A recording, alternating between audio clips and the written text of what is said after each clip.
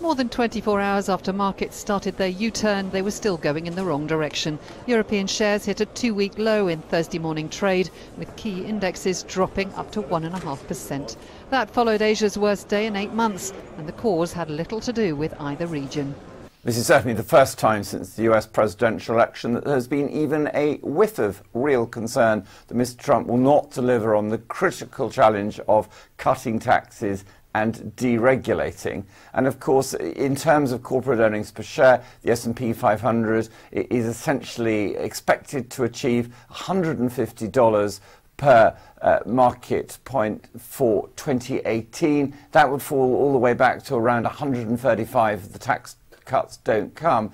Reports that Trump had tried to intervene in an investigation into alleged Russian interference in last year's US election, and that his aides had numerous undisclosed contacts with Russian officials, kept market tensions high.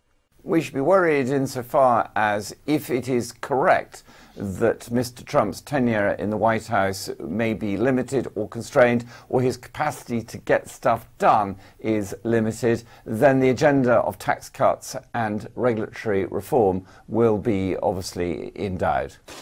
The dollar steadied, pulling out of a dive that had taken it to its lowest level in 6 months against other top currencies. Another troubled currency was the Brazilian real.